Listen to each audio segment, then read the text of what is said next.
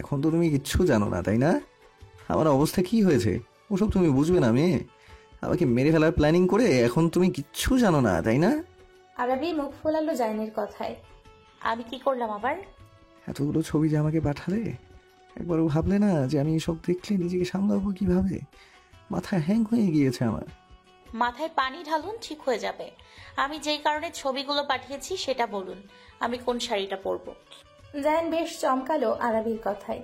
আরাবি বেশ সহজ হয়ে গিয়েছে ওর সাথে, একদম বউদের মতো কথা বলছে। ঠিকই তো, এই মেয়েটা তো আর কয়েকদিন পর তো ওর বউই হবে।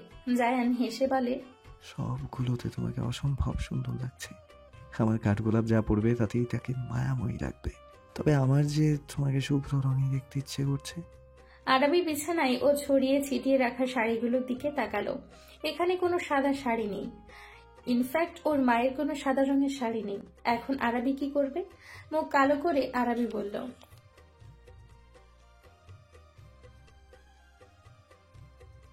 জায়ান মন খারাপের ভান ধরে বলল, এখন কি করবে তুমি? জামা তো রোজ পরো, একদিন শাড়ি পরে আসবে, তার আবদার করলাম তোমার কাছে, সেটাও পূরণ হবে না। আরাবি যেন এবার ভয়ঙ্কর রকম মন খারাপ হলো। এই প্রথম জায়ান কিছু আবদার করেছে ওর কাছে, আর আরাবি সেটাই কিনা পূরণ করতে পারবে না। এভাবে লোকটার মন ছোট করে দিল। আরাবি কালো গলায় বলে, আমি সরি, কিন্তু কিছু করার নেই। আসলেই কিছু করার নেই, থাক মন খারাপ করো না। এখন যাও, গিয়ে তোমার বাসার নিচে নামো তো একটু। হঠাৎ বাসার নিচে নামার কথা বলায় আরাবির ভ্রু কুঁচকে আসে। প্রশ্ন করে, বাসার নিচে কেন নামবো? জাস্ট কাম না। ওকে। রাখছি। হুম। আরাবি ফোন রাখলো। তারপর ওর মাকে বলে বাসার নিচে নামলো। গেটের বাইরে এসে দাঁড়ালো। বেকুবের মতো দাঁড়িয়ে আরাবি। এই লোক ওকে এখানে কেন আসতে বলল? আরাবি আরো 5 মিনিট অপেক্ষা করলো। তারপর বিরক্ত হয়ে যেই না বাসায় ফিরে যাওয়ার জন্য পা বাড়াবে, ঠিক তখনই একটা বাইক এসে থামলো আরাবির সামনে। বাইক থেকে নেমে লোকটা আরাবির কাছে এসে একটা প্যাকেট ধরিয়ে দিয়ে বলে, ম্যাম, এটা জায়ান স্যার পাঠিয়েছেন। আরাবি ভ্রু কুঁচকালো। এই লোকটা আবার কি পাঠালো ওকে? আরাবি কিছু বলল না, চুপচাপ প্যাকেটটা হাতে নিল। তারপর সৌজন্যতার জন্য বলল, বাসায় আসুন ভাইয়া। না ম্যাম, আমার একটু কাজ আছে, ইনশাল্লাহ অন্য একদিন আসবো। ধন্যবাদ ভাইয়া এত কষ্ট করার জন্য। It's okay ma'am. লোকটা চলে যাবার পর আরাবি বাসায় ফিরে আসলো। ওর হাতে প্যাকেট দেখে লিপি বেগম জিজ্ঞেস করলেন, এটা কি? এটা উনি পাঠিয়েছেন মা। ও। লিপি বেগম আর কিছুই বললেন না। আরাবি নিজের রুমে চলে আসলো। তারপর আস্তে ধীরে প্যাকেটটা খুলল। প্যাকেটটা খুলতেই দেখতে পেল শুভ্র রঙের একটা শাড়ি, তার মধ্যে কাঠগোলাপ ফুলের হ্যান্ড পেইন্ট করা। ভীষণ সুন্দর দেখতে শাড়িটা। আরাবি চোখ জোড়া চিকচিক করে উঠল। ভীষণ মনে ধরল শাড়িটা ওর। আরাবি আরো ভালোভাবে দেখল পেটিকোট আর ব্লাউজও পাঠিয়েছে, সাথে সিম্পল সিলভারের জুয়েলারি আর 1 ডজন সাদা রেশমি জড়ি। আরেকটু ভালোভাবে দেখতেই একটা চিরকুট পেল আরাবি।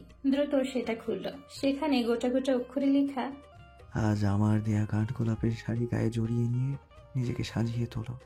কাঠগোলাপ, মেকআপ করবে না বেশি, একটু কাজল পরবে ওই মায়াবী চোখে, আর তোমার ওই কোমর ঠোঁট চড়ায় নুড রঙের লিপস্টিক দিবে। ব্যাস, এতেই হবে। তুমি এমনিতেই অসম্ভব সুন্দর, বুঝেছো? আরাবি চিরকুটটা পড়ে মুচকি হাসল। এই লোকটাও না। আরাবি জায়ানকে ছোট্ট করে ধন্যবাদ লিখে পাঠিয়ে দিল। জায়ান ফিরতে বার্তা পাঠালো। আই লাভ ইউ বললে বেশি খুশি হতাম। আরাবি আর উত্তর দিল না। লজ্জা মিশ্রিত মুচকি হাসলো আরাবি। তারপর জায়ানের দেওয়া শাড়ি গহনাগুলো আলতো হাতে ছুঁয়ে দিল। জায়ানের কাছ থেকে পাওয়া প্রথম উপহার। আরাবির ইচ্ছে করছে এই উপহারের বিনিময়ে জায়ানকে ঠাস ঠাস করে 2টো চুমু খেয়ে নিতে, কিন্তু সেটা তো আরাবি কোনো দিন পারবে না। এসব চিন্তা করলেই আরাবি লজ্জায় শ্বাস আটকে আসে। আবার বাস্তবে করবে তো দূরের কথা। এসব ভেবে হাসলো আরাবি। আরাবি জায়ানের দেওয়া ভালোবাসায় নিজেকে আজ সাজিয়েছে। অন্যরকম সুন্দর লাগছে মেয়েটাকে। জায়ানের দেওয়া উপহার পড়েছে, এই জন্যই কি? লিপি বেগম যেন চোখ সরাতে পারছেন না মেয়ের উপর থেকে। শ্যামবর্ণা আরাবিকে এত মায়াবী লাগছে। লিপি বেগম মেয়ের কপালে চুমু খেলেন। আরাবির কানের পেছনে কাজল ফোঁটা লাগিয়ে দিলেন, যাতে কারো নজর না লাগে। মায়ের মন তো। মেয়েকে তৈরি করে দিয়ে তিনি চলে গেলেন রান্নাঘরে। হবু মেয়ে জামাই আসবে, তার জন্য আপ্যায়নের ব্যবস্থা করতে হবে না বুঝি? লিপি বেগম যেতেই আরাবি আয়নায় তাকালো। পূর্ণ দৃষ্টিতে নিজেকে খুঁটিয়ে খুঁটিয়ে দেখল। নিজেকে দেখে নিজেই মুগ্ধ হলো আরাবী। তাকে আজ সুন্দর লাগছে। কেন লাগছে? কই, আগে তো নিজের নজরে নিজেকে এত সুন্দর লাগেনি। তবে আজ কেন ও নিজেই নিজেকে দেখে এভাবে মুগ্ধ হচ্ছে? আচ্ছা, লোকটা ওকে এই সাজে দেখলে কিভাবে রিয়াক্ট করবে? ওকে এই সাজে দেখলে কি পাগলামি করবে অনেক? অবশ্য লোকটা তো সদা পাগলামি করে ওকে নিয়ে। জায়ানের কথা ভাবতেই আরাবী লজ্জায় চোখ নামিয়ে নিল। এই লোকটাকে নিয়ে ভাবলেই ওর লজ্জা লাগে, অস্থির লাগে, অদ্ভুত অনুভূতি হয় মনের মাঝে। ভালো লাগায় দেহের মাঝে অন্যরকম শিহরণ জাগে। ও চারপাশে ভালো লাগা রঙিন প্রজাপতিরা এলোমেলো উড়াউড়ি করতে থাকে। হৃদস্পন্দন বেড়ে যায় অস্বাভাবিকভাবে। এমন কেন হয়? তবে কি ও ভালোবেসে ফেললো জায়ানকে? কিন্তু এত তাড়াতাড়ি কিভাবে ভালোবাসা হয়? হয় কি? হয়ই তো। নয়তো লোকটা যে বলে ওকে নাকি সে প্রথম দেখাতেই ভালোবেসে ফেলেছিল, যাকে বলে লাভ এট ফার্স্ট সাইট। অত শত জানে না আরাবী, আর জানতেও চায় না। ও শুধু এটুকু জানে ওর মন আর মস্তিষ্কে এখন একমাত্র জায়ানের বসবাস, আর তাকে আজীবন এই মনের মালিকানাধীন রাখতে চায় আরাবী। জায়ানের সাথে বাকিটা জীবন কাটাতে চায় আরাবী। খুব করে চায় ও লোকটাকে। এই চাওয়া যেন দিনকে দিন তীব্র থেকে তীব্রতর হচ্ছে। জায়ানকে আঁকড়ে ধরেই স্বস্তির নিঃশ্বাস নিতে চায়। লোকটার বুকে মাথা রেখে সুখে নিদ্রায় মগ্ন হতে চায় আরাবী। লোকটার হাত ধরে দূর থেকে দূরে পাড়ি জমাতে চায়ও। খুব বেশি কি ওর চাওয়া পাওয়া? এটুকু স্বার্থপর তো হওয়াই যায়, তাই না? ভাবনার মাঝে কলিং বেলের আওয়াজ ভেসে আসলো। ধুকপুকানি শুরু হয়ে গেল আরাবী। কিভাবে যাবে ওই লোকটার সাথে? ইস, লোকটা এত বেহায়া, সবার সামনেই না জানি কি বলে ফেলে উল্টাপাল্টা। বাহির থেকে সবার শোরগোলের আওয়াজ ভেসে আসছে, আর ভেতরে অস্থির হচ্ছে আরাবী। রোবটের মতো জায়ানের পেছন পেছনে সেই সোফায় বসল নূর, দৃষ্টি ওর ফাহিমের দিকে। এটা কি ও ভুল দেখছে, নাকি সত্যি সত্যি ওর সামনে ফাহিম দাঁড়ানো? ফাহিম গিয়ে দরজাটা খুলেছিল, আর তখনই ফাহিমকে দেখেই যেন নূর 440 ভোল্টের ঝটকা খেয়েছিল বেচারি। ফাহিমকে এমন ভাবে দেখছে যেন ভূত দেখে ফেলেছে ও। নিজের চোখকে যেন নিজের বিশ্বাস হচ্ছে না। সবার অগোচরে হাতে চিমটি কাটল নূর। ব্যথা পেয়ে নাক মুখ কুচকে ফেলল। তবে এটা ওর মনের ভ্রম না, সত্যিই ফাহিম ওর সামনে। কিন্তু এই লোক ওর সামনে কেন? এদিকে জায়ান হ্যান্ডশেক করলো ফাহিমের সাথে। জিহাদ সাহেব আর লিপি বেগমকে সালাম জানিয়ে সবার ভালো মন্দ জিজ্ঞেস করলো। নূর নিজেকে সামলে নিয়ে সবাইকে সালাম দিল। লিপি বেগম ওর মাথায় হাত বুলিয়ে দিয়ে বলল, মাশাল্লাহ, তুমি দেখতে ভীষণ মিষ্টি নূর। নূর মুচকি হেসে বলে, ধন্যবাদ আন্টি। এদিকে ফাহিম আর চোখে তাকালো নূরের দিকে। আজকে অনেকদিন পর ঠিকঠাক ভাবে নূরকে দেখতে পেল ফাহিম। কলেজের শিক্ষকতার পেশায় জড়িত হওয়ার পর আর নূরের সাথে ঠিকঠাক দেখা হয় না। মানে ফাহিম সকালের কোচিং ক্লাস নিতে পারে না। তবে নূরকে যে ফাহিম চিনে তা এড়িয়ে গেল। চুপচাপ সব অবলোকন করতে লাগলো। জায়ান নূরকে সবার সাথে পরিচয় করিয়ে এবার ফাহিমের সাথে পরিচয় করালো। ফাহিম ভাই ও নূর আমার ছোট বোন, আর নূর ও ফাহিম আমার সম্বন্ধী, মানে আরবির বড় ভাই। নূর যেন আরেকটা ধাক্কা খেলো। শেষমেশ ফাহিমকে ওর ভাবির বড় ভাই হতে হলো। এখন কি করবে নূর? নূর মাথা চুলকাল। তারপর কিছু একটা মনে করে চওড়া হাসলো। আরে, ফাহিম তো ওর বিয়ায় হয়, তাহলে? আর বিয়ায়ের সাথে তো মজা করাই যায়, তাই না? এই সুযোগে ফাহিমকে খুব জ্বালাবে নূর। এমন ভাবে জ্বালাবে যেন লোকটা বাধ্য হয় ওকে ভালোবাসতে। শুধু নূর আর নূরই থাকবে লোকটার মন আর মস্তিষ্কে। এমন ব্যবস্থা করবে নূর। রহস্যময়ী হাসি দিল নূর। এদিকে নূরের অমন হাসি দেখে ভ্রু কুঁচকালো ফাহিম। তারপর নিজের দিকে তাকালো। না, সব তো ঠিকঠাকই আছে ওর। তাহলে এই মেয়ে ওকে দেখে এইভাবে হাসছে কেন? পাগল টাগল হয়ে গেল নাকি? নূর ফাহিমের এমন অদ্ভুত কাণ্ড দেখে মুখ টিপে হাসলো। লোকটা কি বোকা? ও একটু লোকটার দিকে তাকিয়ে হেসেছে কিনা লোকটা উল্টাপাল্টা ভাবছে। নূর বাঁকা হাসলো। এইটাই মোক্ষম সুযোগ। এখন থেকে জ্বালানো স্টার্ট করে দিল নূর। ফাহিমকে আরো কনফিউজ করার জন্য নূর ফাহিমের দিকে তাকিয়ে মিটিমিটি হাসতেই থাকলো। একটু পরপর তাকাচ্ছে আর হাসছে নূর। ফাহিম পড়ে গেল অস্বস্তিতে। ও সবার থেকে একটু আড়াল হতেই ছুটে চলে এলো নিজের রুমে। তারপর আয়নার সামনে দাঁড়িয়ে নিজেকে ভালোভাবে চেক করে নিল। প্যান্টের চেনও খোলা নেই। তাহলে এই মেয়ে হাসছে কেন? ফাহিমের মাথায় এই বিষয়টাই ঘুরপাক করতে লাগলো। আবারও বেরিয়ে সবার সাথে গিয়ে বসলো। ফাহিম আসতেই নূর আবারও নিজের কাজ শুরু করে দিল। ফাহিম দাঁতে দাঁত চেপে বসে রইল। নূর অনেক কষ্টে নিজের হাসি আটকে রেখেছে, তবে মনে মনে হেসে কুটি কুটি। লোকটাকে জ্বালাতে পেরে বেশ মজা পাচ্ছে নূর। বারবার ঘড়ির দিকে তাকাচ্ছে জায়ান। এসেছে 15 মিনিট হয়ে আসলো। মেয়েটা এখনো আসছে না কেন? মেসেজ করছে, তার সিন করছে, বাট রিপ্লাই করছে না। অধৈর্য জায়ান এবার লিখল। তুমি কি বের হবে নাকি আমি আসবো? এইবার মেসেজের আনসার করলো আরাবি। লিখে পাঠিয়েছে, আমার লজ্জা করছে। আরাবির মেসেজ পেয়ে ভারী আশ্চর্য হলো জায়ান। এই মেয়েকে নিয়ে জায়ান কোথায় যাবে? একটু শাড়ি পরতে বলেছে, এতেই নাকি সে লজ্জা পাচ্ছে।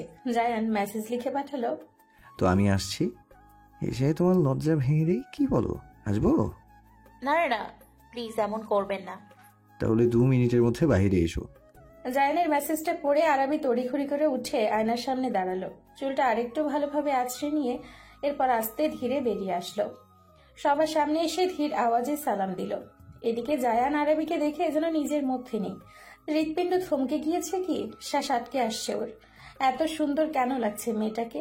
জায়ান নিজের অজান্তেই বুকের বাপাসে চেপে ধরল। মিষ্টি একটা ব্যথা অনুভব হচ্ছে বুকের বাপাসটায়। জায়ান আরাবির সেই কোমল মুখটা থেকে যেন নজর সরাতে পারছে না। ওই কাজল টানা চোখ দুটোতে তাকিয়ে যেন নিজের সর্বনাশ ডেকে এনেছে জায়ান। তবে নিজের এই সর্বনাশ জায়ান বারবার করতে চাই, শতবার করতে চাই। নুড লিপস্টিকে রাঙানো ওই পাতলা ঠোঁটজোড়ার দিকে নজর যেতেই শুকনো ঢোক গিলে জায়ান। এই ঠোঁটজোড়া যেন ওকে চুম্বকের মতো টানছে। একটাবার খুব করে ছুঁয়ে দিতে ইচ্ছে করছে ওই অধৈর্যটা। খুব গভীরভাবে ছোঁয়া যাকে বলে। মেয়েটা কি তা সহ্য করতে পারবে? হাত পা কাঁপছে, গলাটা এভাবে শুকিয়ে আসছে কেন? শুকনো ঢোক গিলল জায়ান। দৃষ্টি সরিয়ে ফেললো আরাবির থেকে। না হলে যে নিজেকে সামলাতে পারবে না সে কিছুতেই। মেয়েটার সৌন্দর্য একদম চোখ ধাঁধানো, যা একমাত্র জায়ানই উপলব্ধি করতে পারে। এই পৃথিবীতে আর কারো সাধ্য নেই তার প্রিয়তমার ওই রূপ উপলব্ধি করতে পারার। আর জায়ান তা কোনোদিন করতেও দিবে না। চোখ দুটোই উঠিয়ে ফেলবে তার। উফ, এত গরম লাগছে কেন? সমানে ঘেমে যাচ্ছে জায়ান। 2-3 বার মাথা ঝাঁকিয়ে নিল। এরপর গটগট করে 2-3 গ্লাস পানি খেয়ে নিল। জায়ান বিড়বিড় করল, জাস্ট কাম ডাউন জায়ান। আর মাত্র কয়েকটা দিনের জন্য তোর এই নিষিদ্ধ চাওয়াগুলোকে দমিয়ে রাখ। শুধু হাতে গোনা মাত্র আর কয়েকটা দিন। কিন্তু মন কি তা মানে? এই যন্ত্রণা নিয়ে জায়ান কি করবে? এখান থেকে এখন যেতে হবে। তাই জায়ান সবার উদ্দেশ্যে বলল, এখন তাহলে যাওয়া যাক, না হলে দেরি হয়ে যাবে। সবার সম্মতি দিল। ফাহিম বলল, হ্যাঁ, তোমরা বেরিয়ে পড়ো, 7টা বাজে অলরেডি। জায়ান বলল। ফাহিম ভাই, তুমিও চলো আমাদের সাথে, বাসাতেই তো আছো। ফাহিম হেসে বলে, জায়ান, প্রথমত আমাকে শুধু ফাহিম ডাকো। সম্পর্কের দিক দিয়ে আমি তোমার বড় হতে পারি, বাট বয়সে তুমি আমার বড়। তবু দেখো, আমি তোমাকে নাম ধরে ডাকছি, তাই আমি চাই তুমি আমাকে নাম ধরে ডাকো, ওকে? আর আমি যাব না, তোমরা এনজয় করো গিয়ে। প্রথমটা না হয় বুঝলাম, কিন্তু আমাদের সাথে যেতে তোমার সমস্যা কোথায়?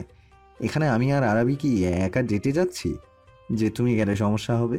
আমার ছোট বোনও তো আছে আমাদের সাথে, তুমি চলো তো। কিন্তু কোনো কিন্তু শুনতে চাই না। আরাবি ধীর কদমে এসে ফাহিমের পাশে দাঁড়ালো। ছোট্ট আওয়াজে বলে, চলো না ভাইয়া, উনি যখন এত করে বলছেন, আর মানা করো না। জায়ান আর আরাবির এত করে বলায় আর মানা করলো না ফাহিম। রাজি হলো ওদের সাথে যাওয়ার জন্য। এদিকে নূর যেন খুশিতে আত্মহারা। যাক, আরেকটু সময় কাটানো যাবে ফাহিমের সাথে, আরেকটু জ্বালানো যাবে ফাহিমকে। নূর আবারও ফাহিমের দিকে আর চোখে তাকালো। ফাহিমকে নিচ থেকে ওপর পর্যন্ত পর্যবেক্ষণ করে মুখ টিপে হাসলো। ফাহিম হকচকিয়ে গেল। আবারও অস্বস্তিতে জর্জরিত হলো বেচারা। এ কোন মুসিবতের পাল্লায় পড়লো? নূর বহু কষ্টে নিজের হাসি আটকে রেখেছে। হাসতে না পেরে মেয়েটা যে ব্লাস্ট হয়ে যায়। লিপি বেগম আর জিহাদ সাহেব থেকে বিদায় নিয়ে তারা বেরিয়ে পড়ল। গ্রাউন্ড ফ্লোরে আসতে ফাহিম আর নূর আগে আগে চলে এলো গাড়ির কাছে। পেছনে আরাবি আর জায়ান। আরাবি মাথা নিচু করে হাঁটছে, একটু পরপর আর চোখে তাকাচ্ছে জায়ানের দিকে। জায়ান আজ নিজেও সাদা পাঞ্জাবি আর পাজামা পরেছে। শুভ্র রং গায়ে জড়ানো লোকটাকে স্নিগ্ধ লাগছে। হাতের কোনোই অবধি পাঞ্জাবির হাতাগুলো গোটানো। ফর্সা হাতে ওই কালো রঙগুলো দেখতে বেশ আকর্ষণীয় লাগছে। সুঠাম পেটানো দেহে পাঞ্জাবিটা যেন আটসাট হয়ে লেগে আছে। বাহুগুলোর মাংসপেশিগুলো ফুলে ফেপে আছে। পাঞ্জাবির ওপর দিয়ে স্পষ্ট বোঝা যাচ্ছে। আরাবি শুকনো ঢোক গিলল। এই লোকটা এত সুন্দর কেন? আরাবি শুধু তাকিয়েই থাকতে ইচ্ছে করে মানুষটার দিকে। আচ্ছা, ওকে কেমন লাগছে সেটা তো লোকটা বলল না। ওর খুব করে ইচ্ছে করছে লোকটা ওকে কিছু বলুক, ওর একটুখানি প্রশংসা করুক। কিন্তু এই লোক এমন মুখ বন্ধ করে আছে কেন? আরাবি ধৈর্যহারা হলো। লজ্জা শরম এক সাইডে রেখে নিজেই প্রশ্ন করলো, ইয়ে মানে শুনছেন? বলো। আরাবির সময় নিল, তারপর ধীর আওয়াজে বলল, আমাকে কেমন লাগছে সেটা বললেন না? আরাবি জায়ানের সাথে তাল মিলিয়ে হাঁটছে, যার ফলে ওর কুচি এলোমেলো হয়ে গিয়েছে। জায়ান হুট করে আরাবির সামনে বসে পড়ল। হকচকিয়ে গিয়ে আরাবি দু কদম পিছিয়ে গেল। জায়ান ভ্রুকুচকে বলল, পেছালে কেন? সামনে এসো। কিন্তু আপনি কি করছেন? আহ, এসো তো, এত প্রশ্ন করছো কেন? আরাবি ধীর কদমে সামনে এগিয়ে আসলো। আরাবি আসতে জায়ান আরাবির কুচিগুলোতে হাত দিল। খুব সুন্দরভাবে কুচিগুলো গুছিয়ে দিল জায়ান। আর আরাবি একরাশ মুগ্ধতা নিয়ে জায়ানকে অবলোকন করছে। এই মানুষটা এত ভালোবাসে ওকে কিভাবে? এতটা ভালোবাসা পাবার যোগ্য কি আরাবি? সত্যিই কি ও এতটা ভাগ্যবতী যে আল্লাহ ওকে জায়ানের মতো এমন একজন জীবনসঙ্গী দান করেছেন? এদিকে কুচি ঠিক করে উঠে দাঁড়ালো জায়ান। আরাবির দিকে তাকালে দেখে মেয়েটা ওর দিকেই এক দৃষ্টিতে তাকিয়ে আছে। মুচকি হাসে জায়ান। হাত বাড়িয়ে আদুরি স্পর্শে আরাবির কানের পিঠে চুল গুজে দেয়। আরাবি চোখ বন্ধ করে নেয়। জায়ান অনুভূতি জড়ানো কণ্ঠে বলে ওঠে, সাদা যেমন শুভ্রতার রং, ঠিক তেমনই সাদা শাড়িতে তোমার সৌন্দর্য ফুটে উঠে দ্বিগুণ। এই কাঠগোলাপের শাড়িতে অমায়িক লাগছে তোমায়। আমি চোখ সরাতেই পারছি না। এখন তোমাকে দেখলে মনে হচ্ছে ফুলের মাঝে যেন আরেকটা ফুল, আমার কাঠগোলাপ ফুল। গ্রিন লঞ্চ রেস্টুরেন্টের সামনে গাড়ি থামলো। একে একে নেমে আসলো ফাহিম, নূর, জায়ান। জায়ান নেমে আরাবিকে গাড়ি থেকে নামতে সাহায্য করলো। মেয়েটা শাড়ি সামলাতে পারে না অত একটা। জায়ান আরাবির হাতটা আজ ছাড়লো না। আরাবিও কোনো প্রকার জোরাজোরি করলো না। রেস্টুরেন্টে প্রবেশ করে সোজা তারা ছাদে চলে আসলো। খোলা আসমানের নিচে বসে আড্ডা দেওয়ার ব্যাপারটাই আলাদা। ছাদে সেই চোখ জুড়িয়ে গেল আরাবির। কি সুন্দর ডেকোরেশন চারপাশে। ফেরি লাইটসগুলো বিভিন্ন গাছের উপর ছড়িয়ে ছিটিয়ে রাখা হয়েছে, যার ফলে সেটা আরো সুন্দর লাগছে। আর্টিফিশিয়াল ফুল দিয়েও সাজানো। জায়ানরা কর্নারের একটা টেবিলে বসলো। ছাদে চারিদিকে কাছের বাউন্ডারি দেওয়া। আরাবি চারপাশ কুটুর কুটুর চোখে দেখছে। ঠোঁট জুড়ে মুচকি হাসির রেশ। জায়ান আরাবির হাস্যজ্জ্বল মুখশ্রী দেখতে ব্যস্ত। জায়ান মুখটা একটুখানি আরাবির কাছে এগিয়ে আনলো। ফিসফিসিয়ে শুধালো, পাশে আছি, বসে আছি, জনাবার তো সেদিকে তো দেখছি কোনো হুঁশই নেই। আরাবি নড়ে চড়ে বসলো। মৃদু স্বরে বলল, আমি তো জাস্ট দেখছিলাম। But I can't stand it at all. Arabi মুখ টিপে হাসলো। এই লোকটাও না। জায়ান মেনু কার্ডটা আরাবির দিকে এগিয়ে দিল। বলল, কি খাবে বলো? আইসক্রিম। মেনু কার্ড না দেখে আরাবি বলল। জায়ান ভ্রুকুচকে তাকালো আরাবির দিকে। হালকা ঠান্ডা ঠান্ডা ওয়েদার আজকে, আর মেয়েটা কিনা আইসক্রিম খেতে চায়। সেবার ঠান্ডার কারণে কি ভয়ানক অবস্থাটাই না হয়েছিল। ওকে সেই অবস্থায় দেখে জায়ানের কেমন লেগেছিল তা বলে বোঝানো যাবে না। জায়ান মেনু কার্ডটা আবার বাড়িয়ে দিল আরাবির দিকে। গম্ভীর মুখে বলল, আইসক্রিম খাওয়া যাবে না, অন্য কিছু অর্ডার করো। আরাবি মুখ ফোলালো জায়ানের কথায়। এই ঠান্ডা ওয়েদারে তার আইসক্রিম খেতে অনেক ভালো লাগে, আর লোকটা নাকি ওকে বারণ করেছে খেতে। কিন্তু আমার যে আইসক্রিম খেতে ইচ্ছে করছে, আমি আইসক্রিম না খেতে পারলে কিছুই খাবো না। আরাবি অভিমানে মুখ ঘুরিয়ে নিল। জায়ান লম্বা শ্বাস ফেলল। এই মেয়েটাকে নিয়ে আর পারা যায় না, কেমন বাচ্চাদের মতো জিদ ধরেছে। জায়ান হার মানল। আরাবিকে উদ্দেশ্য করে বলল, আচ্ছা, আইসক্রিমই নিও, বাট শুধু অল্প, ছোট সাইজের একটা নেবে। তোমার ঠান্ডা সমস্যা আছে আরাবি। আরাবি আর দ্বিমত করলো না। লোকে বলে না, নাই মামার থেকে কানা মামা ভালো। জায়ান কফি অর্ডার করলো। নূর নিল পাস্তা, আর ফাহিম কোল্ড কফি নিল। ওরা খাবারটাও এনজয় করছে, সাথে আবার টুকিটাকি কথা বলছে। এভাবে কথার এক পর্যায়ে নূরের চোখ এক জায়গায় চলে যায়। ওদের থেকে 2 টেবিল দূরে ইফতিকে দেখে অবাক হলো নূর। আরে, ইফতি এখানে কি করছে? নূর আরেকটু ভালোভাবে তাকালো। সাথে একটা মেয়েও আছে। এই ইফতিকে ওদের সাথে আসার জন্য অনেক সেরেছে জায়ান আর নূর, কিন্তু ইফতি যাবে না, সাফ মানা করে দিয়েছে। ছুটির দিন সে বাড়িতেই বিশ্রাম নেবে জানিয়ে দেয়। কিন্তু এখন নূর বুঝতে পারছে ইফতির মিথ্যে বলার কারণ। তবে এই ছিল ইফতির মনে। নূর শয়তানি হাসি দিল। আজ তো হাতে নাতে ধরবে ইফতিকে। এই মেয়েটা ওকে বহু জ্বালায়। মানে ইফতি আর নূরের সম্পর্ক সাপ নেউলে। দুজন সারাক্ষণ ঝগড়া করে। আজ তার শোধ নিবে। নূর সুযোগে সৎ ব্যবহার করলো। এমন ভান ধরলো যেন ও ইফতিকে এখনই দেখেছে। অবাক কণ্ঠে বলে উঠল, জায়ান ভাইয়া, ওই দেখো ইফতি ভাইয়াকে দেখা যাচ্ছে। ও নাকি ভান ধরলো ও আমাদের সাথে আসবে না, ও রেস্ট নিবে বাসাতেই। কিন্তু ওটা ছিল বাহানা। দেখো ও কোন মেয়ের সাথে যেন ডেটে এসেছে। জায়ান আর আরবি চট করে তাকালো নূরের ইঙ্গিতকৃত স্থানে। আর ফাহিম আগামাথা না বোঝায় চুপচাপ বসে আছে। আরবি ভালোভাবে তাকিয়ে খেয়াল করলো ইফতির সাথে মেয়েটা আর কেউ না, ওটা আলিফা। আরাবি হা হয়ে গেল। এই মেয়ে ইপ্তির সাথে কি করছে? জায়ান আরাবির ওর হাত দ্বারা বন্ধ করে দিল। আরাবি এতে হুঁশ হলো। ও অবাক হয়ে বলে, এরা দুজন এখানে কি করে? জায়ান আরাবির হাত ধরে উঠে দাঁড়ালো, বলল, সেটা এখানে বসে থেকে তো আর জানতে পারবো না, চলো ওদের দেখেই জেনে আসি। জায়ান আরাবিকে টেনে নিয়ে চলল। পেছনে পেছনে নূরও যাওয়ার জন্য পা বাড়ালো, কিন্তু ফাহিমকে তখনও বসে থাকতে দেখে আবারও ফিরে আসলো। কোনো কিছু না বলে ফাহিমের হাতটা চেপে ধরল। উচ্ছ্বাসিত কণ্ঠে বলে উঠল, আরে আপনি বসে আছেন কেন, চলুন। নূর ফাহিমের হাত ধরে টেনে নিয়ে যাচ্ছে, আর ফাহিম ওর হাত ধরা নূরের হাতের দিকে তাকিয়ে আছে। নূরের হাতটা আঁকড়ে ধরতেই অদ্ভুত অনুভূতি হলো ফাহিমের, যা কোনোদিন অনুভব করেনি ফাহিম। নূরের ওই একটুখানি স্পর্শে যেন ফাহিমের পুরো সত্তা নড়ে উঠেছে। হৃদস্পন্দন বেড়ে গিয়েছে বেচারার। কেন হচ্ছে এসব? ফাহিম অবাক হয়ে শুধু চেয়ে চেয়ে দেখল ওর সামনে দিয়ে এগিয়ে যাওয়া ওই প্রাণোচ্ছল মেয়েটিকে। তোমাকে সুন্দর লাগছে আলিফা। আলিফা আজ একটা কালো রঙের ফ্লোরাল গাউন পরে এসছে। ইপ্তি যেন চোখ সরাতেই পারছে না। মেয়েটাকে অনেক সুন্দর লাগছে, তাই মনের কথাটা চেপে রাখতে পারেনি আর। ইপ্তির প্রশংসায় আলিফার লজ্জা লাগলো, তবে এটা বুঝতে দিল না ইপ্তিকে। মুখ ভেঙচি মেরে বলল, হঠাৎ এত আদিক্ষেতা কেন করা হচ্ছে শুনি? ইপ্তি ভ্রু কুচকালো, বলল, আমাকে ভেঙচি কাটছো মেয়ে, ভুলে যেও না আমি তোমার বস। সেটা অফিসে, এখানে না। একদম আমাকে থ্রেট দিবেন না। ইপ্তি থতমত খেয়ে গেল, বলল, আচ্ছা কাল অফিসে এসো তুমি, তখন দেখাবো মজা। বস হই আমি তোমার। আলিফা রাগী স্বরে বলল, এইসব বলার জন্য আমাকে এখানে এনেছেন? তাহলে বলবো আমি ব্যস্ত, বাড়িতে অনেক কাজ আছে আমার। ইপ্তি যেন ধৈর্য হারা হলো। এ মেয়ে এত বোকা কেন? ওকে নিয়ে ঘুরতে বের হওয়া, একান্তে কিছু সময় কাটাতে চাওয়া, এগুলো কিসের জন্য ও করছে সেটা কি মেয়েটা বুঝতে পারছে না? ইপ্তির রাগ লাগলো, দাঁতে দাঁত চেপে বলে, আমি কি জন্য তোমাকে এখানে এনেছি এখনো সেটা বুঝতে পারোনি? এত বোকা কেন তুমি? মানুষের সুন্দর মুডটাকে কিভাবে ভেস্তে দিতে হয় সেটা তুমি খুব ভালোভাবে জানো। আলিফা গাল ফোলালো ইপ্তির কথায়। আমি বোকা না, আপনি বোকা। খামোকে এখানে এনে আমার সাথে ঝগড়া করছেন। কেন এনেছেন আমাকে এখানে?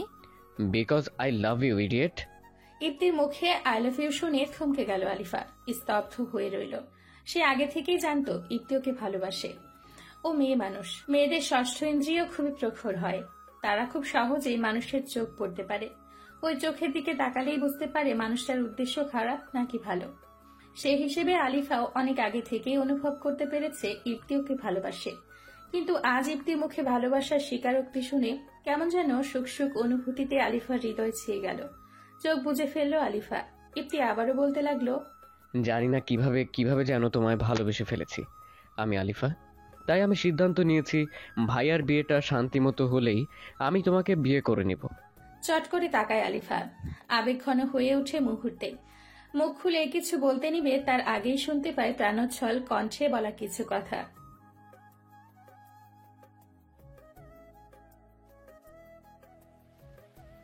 আলিফার সামনে তাকাতেই হা হয়ে যায়। ওর সামনে জায়ান, আরাবি, নূর আর ফাহিম দাঁড়ানো।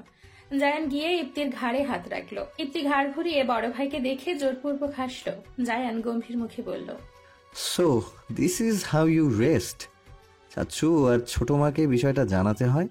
ইপ্তি চট করে উঠে দাঁড়ায়, আমতা আমতা করে বলে, ভাই আসলে হয়েছে কি। জায়ান তীক্ষ্ণ কণ্ঠে বলে, আসলে নকলে জানি না, আমি স্ট্রেইট ফরওয়ার্ড কথা বলতে পছন্দ করি, তাই জিজ্ঞেস করছি, তুই কি আলিফাকে সত্যি ভালোবাসিস? বেহুদা কোনো এক্সকিউজ শুনতে চাই না আমি, সোজা সাপটা জবাব চাই। ইপ্তি জোরালো নিঃশ্বাস ফেলল। না, এখানে হকচকানোর কিছু হয়নি। সে ভালোবেসেছে, আর ভালোবাসার কথা বুক ফুলিয়ে বলতে হয়। ইপ্তি তাই করল। হ্যাঁ ভাইয়া, আমি আলিফাকে ভালোবাসি আর ওকে বিয়ে করতে চাই। যাক, শুনে ভালো লাগলো।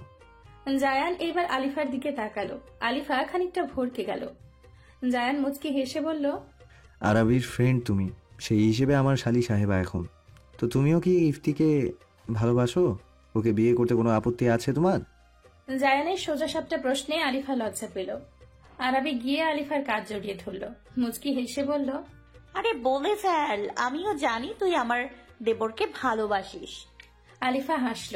লজ্জায় কথা বের হচ্ছে না বেচারির, তাই মাথা দুলিয়ে সম্মতি দিল।